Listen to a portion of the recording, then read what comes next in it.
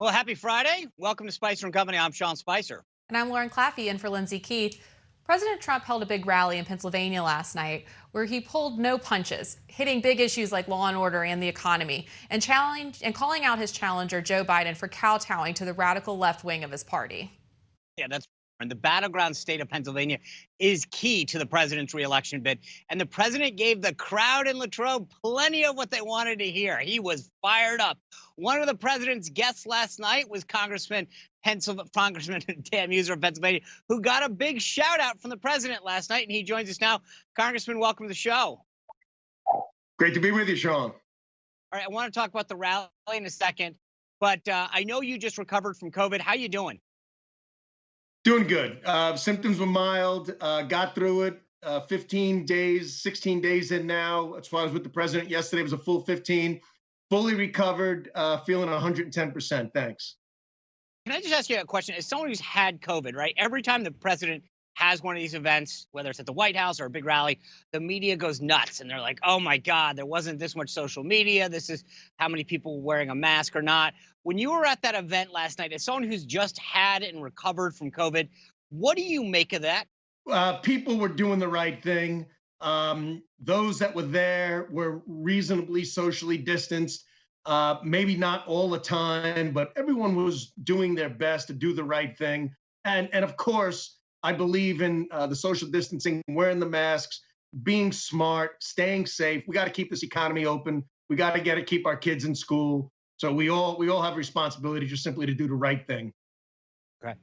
Let's get back to your state for a moment. Last time the president eked out a victory there. It was close, but he pulled it out. Right now, the latest Monmouth poll has him down by about 4. The poll has him at 45% and Joe Biden at 49.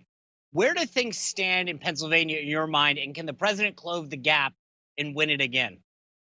You know, Sean, we have an incredible enthusiasm level for President Trump. It's even more than 2016. Look, he hasn't lost a vote since 2016, and he's picked up many because basically he kept his promises. He made a great economy. We had in Pennsylvania, no argument, the best economy that Pennsylvania's had in 100 years. And people know that without President Trump, that simply would not have happened. And I got to tell you, these polls, Republicans aren't answering the questions on the polls, and many Democrats aren't. People don't want to answer whether or not that they support President Trump or not, because yes, there is some fear out there. You know, people's signs get pulled up, they're getting yelled at in restaurants, as we see. Never mind the unbelievable level of violence and protests in the street. I will tell you one poll question that was asked. It was this: do you think that there's a silent majority that is going to vote for President Trump but says they're not? 71%, it was a statewide poll, 71% said yes, they believe that to be the case. So that's the sort of projection that that I think we're going to see. Yeah, I think that if you look around, I've seen this, whether it's in Virginia or DC or throughout New England, where I spent some time this summer, people are almost kind of quietly want to tell you, hey, I'm with you, I'm with Trump. And I think you're going to see a lot of these states surprise people for the same reason that they did in 2016. You mentioned the economy, Congressman. Jobs continues to be a big issue in almost every state. This is what the president said about Joe Biden last night about jobs.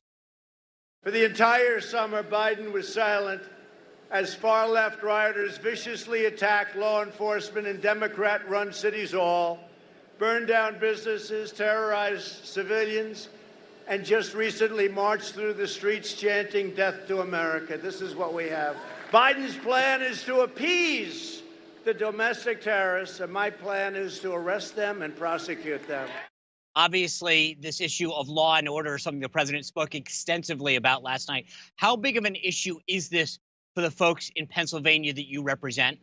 It's really about leadership, whether or not you're appropriately calling out those who are causing violence in the streets or the economy. Joe Biden is weak. He's a terrible leader. I mean, just think about it. The Democrats have shown such awful leadership. They won't denounce what we all know is wrong because it gives them some short-term political benefit, that there's violence in the streets, that there's lawlessness, and it must stop. Joe Biden wouldn't say that up until a few days ago when he had to poll it. He's so out of touch that he had to poll whether or not that was not in the interests of the American Main Street. And look at the Democrat Party as a whole. Look at Andrew Cuomo. He's done a terrible job. He couldn't have done a worse job if he tried in New York, and he's blaming it on President Trump. Nancy Pelosi is blaming it on the store owner for her breaking of rules and considering she's something bigger. Joe Biden calls President Trump a liar when he said fracking should be banned several times. We all have it on tape. And then he goes out to Pittsburgh a few days ago and says something different and blames that on Trump. Speaking of an informed electorate and fracking, you just mentioned it in terms of jobs in Pennsylvania. The Biden-Harris team has been very clear about it. You're right. It's on tape from a CNN debate that they did during their primary. How big of an issue is fracking and jobs going to be in the state of Pennsylvania?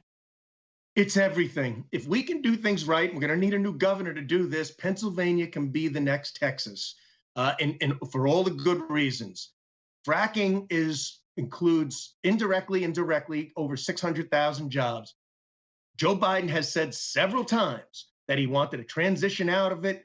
He wanted to do away with all fossil fuels. Well, I got news for you, Joe. Natural gas is a fossil fuel that's also helped reduce our carbon emissions. So as the United States has reduced our carbon emissions, the only industrialized nations that has done that. So there's so much good, there's so many jobs, there's so much value, and low-cost energy it's not just fracking, it's bringing in the manufacturing jobs. Look, you put Donald J. Trump, Mike Pence back in that White House with the team that they have. We are going to be bringing jobs back from overseas. Pennsylvania is ready for it. We are going to have a manufacturing renaissance, and it will all be stalled. It will never occur with a Biden presidency.